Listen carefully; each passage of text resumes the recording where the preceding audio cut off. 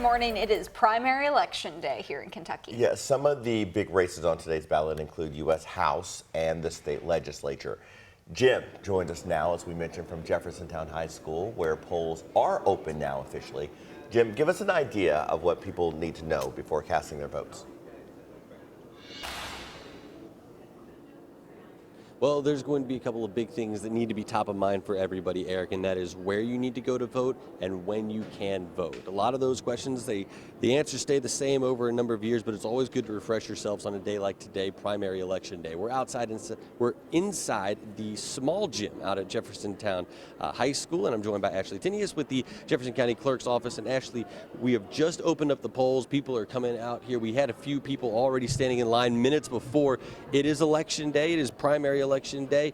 What should people keep front of mind as far as what they should do, what they need to know when they come out to these polls? Well, we open from 6 a.m. till 6 p.m. And there already are voters here today. But if they're coming out to vote, they'll want to bring some form of ID. If they don't have a picture ID, they can bring a credit card or social security card, and they'll just sign an oath of voter, making sure that they are registered to vote. Gotcha. And obviously it's going to be, you need to know where you're going to go. And so there are some resources online. You can go to govote.ky.gov to be able to check that. And you can also check your sample ballots when you go out there too. Sure.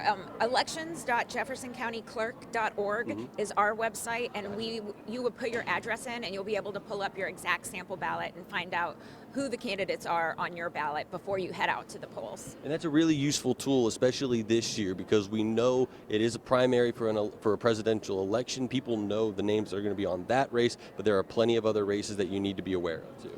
Right. I mean, we're at J-Town High School, so you'll see candidates for Metro Council and J-Town City Council, as well as some of the other statewide offices on the ballot. So when you get here, you'll know who is on your ballot if you look it up before you come. And we are going to be watching all of those races very, very closely. Again, polls are open until 6 o'clock tonight, so you can go out and have plenty of time to cast your votes. Eric, Grace?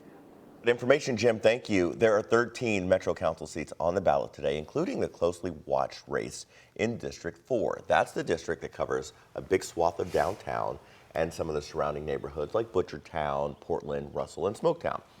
10 candidates are running for that spot. And while some have safety as top of mind, other candidates are focusing on economic growth and development. A good quality universal pre-K. Housing is obviously important. You know, we've got 7,000 houses sitting in the land bank right now that could be utilized better, as well as economic development. We should have more permanent spots for agriculture and, more importantly, orchards and food forests, kind of like Boston, Atlanta, some of these bigger cities have.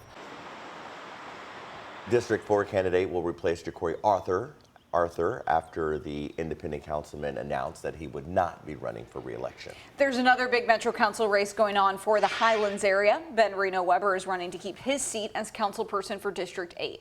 Reno Weber filled that seat following a special election last fall. I think about the number of my constituents who care about my support and defense of Floyd's Fork, about our investment in parks, not just in our cities, about our work on people experiencing houselessness and violence. They care about the stuff that is beyond the borders of our neighborhood. Reno Weber is running against Taylor McGovern-Ucelis, who says she wants to bring more progressive values to Metro Council. Now, if you were noticing, Jim is at J-Town High School this morning. We point that out because we want you to remember or recognize that Jefferson County schools are closed today, as many are being used for polling locations. You can find details on how to find your specific locations, along with a full list of candidates in our voter guide at WHAS11.com. It's linked right there on our homepage.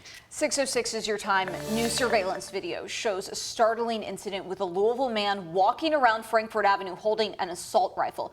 You can see 27-year-old Eric Brooks in the middle of the street with the weapon as cars drive by. This all happened Friday afternoon, shortly after police say Brooks shot a woman in the arm in a nearby bookstore parking lot. Amy Lambert was working at the Frankfort Avenue Beer Depot and Smokehouse when Brooks walked up with the rifle. She called the moment scary. All I heard was one of the regulars yell and say, I heard him say gun, then he yelled my name, he said Amy, call 911. It was a very scary situation. In court yesterday, a judge kept Brooks's bond at $200,000. Court records show Brooks admitted to shooting the woman inside her car. She was taken to the hospital and is expected to survive. Brooks is facing charges of attempted murder, wanton endangerment, and possession of a firearm by a convicted felon. He's due back in court on May the 29th. The first court appearance for top golfer Scottie Scheffler is now delayed 2 weeks.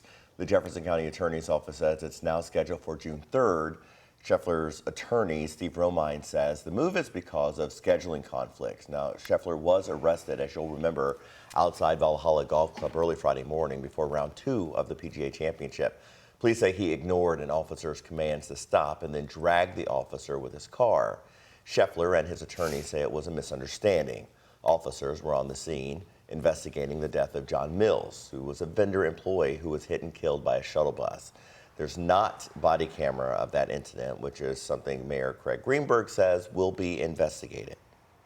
So Chief Gwynn Biller-OL and LMTV are of course going to investigate this incident.